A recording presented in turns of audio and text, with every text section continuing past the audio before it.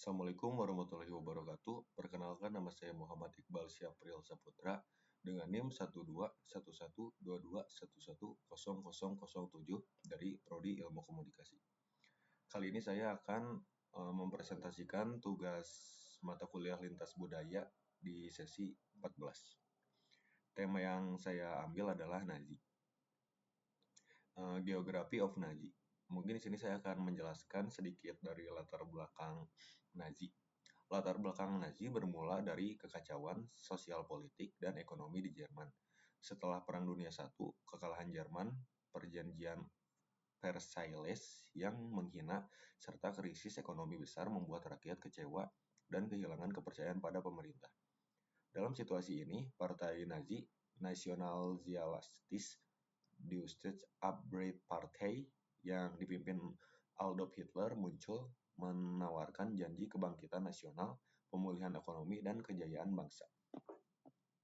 Kali ini kita akan masuk ke table of content. Yang pertama ada latar belakang, awal mula terbentuknya komplotan Nazi, dan yang kedua ada konflik yang terjadi, dan yang ketiga ada korban dalam konflik, dan yang keempat ada kesimpulan. Sekarang kita masuk ke latar belakang. Pada 1920 terbentuknya Partai Buruh Jerman Nasional NSDAP, dan 30 Januari 1933 terpilihnya Adolf Hitler sebagai pemimpin komplotan Partai Nazi atau Partai Buruh Sosial Nasional Jerman. Tujuan Nazi adalah untuk memperkuat ras utama negara Jerman yang mengakibatkan terjadinya persekusi dan pembantaian kaum Yahudi dan banyak kelompok yang lainnya. Dan kita masuk ke konflik. Untuk konflik, awal konflik Nazi dimulai ketika Adolf Hitler dan Partai Nazi mulai menjalankan kebijakan agresif setelah berkuasa di Jerman pada 1933. Mereka secara sistematis menyingkirkan lawan politik, menindas kelompok minoritas, terutama Yahudi, dan membangun kekuatan militer secara besar-besaran. Ada dua pengaruh terhadap ideologi. Yang pertama, Nazi mengaitkan berbagai stereotip negatif tentang orang Yahudi dan perilaku Yahudi, dan pengaruh terhadap budaya. Peran utama kebudayaan adalah menyebarkan pandangan dunia Nazi. Ada beberapa peristiwa penting dalam Nazi. Yang pertama, Reichstag on fire, kebakaran gedung parlemen Jerman yang terjadi pada 27 Januari dan secara komunis Belanda terjadi pada 27 Februari 1933. Gedung Reichstag di Berlin terbakar dan seorang komunis Belanda bernama Marinus van der Lubbe ditangkap di lokasi.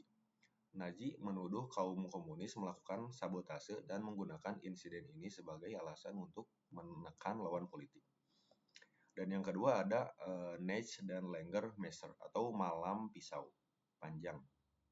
Terjadi pada 30 Juni sampai 2 Juli 1934 di Jerman.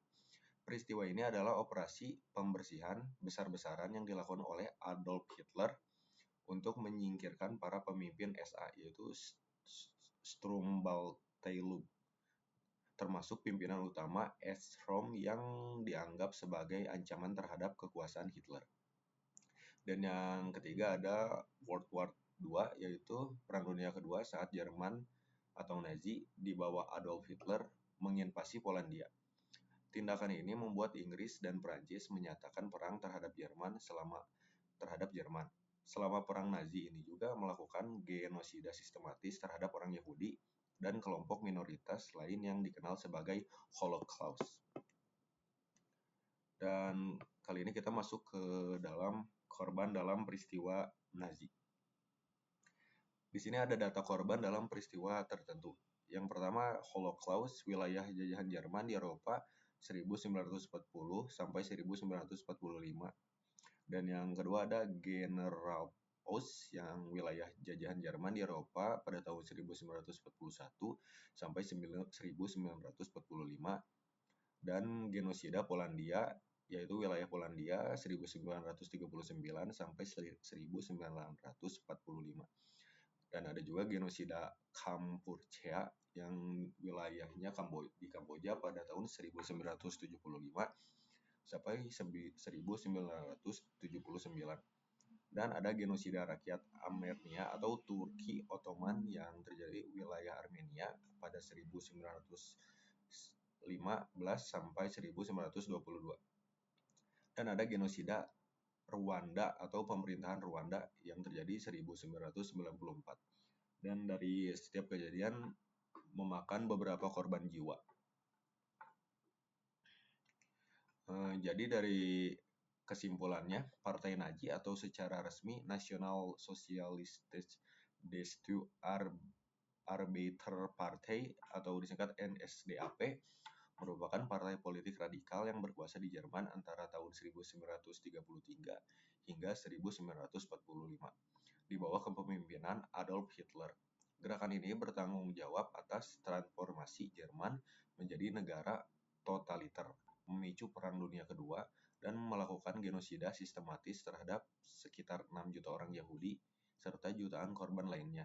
Dalam Holocaust, ideologi Nazi didasarkan pada rasisme, nasionalisme ekstrim, dan antisemitisme yang melahirkan kebijakan diskriminatif, kekerasan, serta penindasan hak asasi manusia.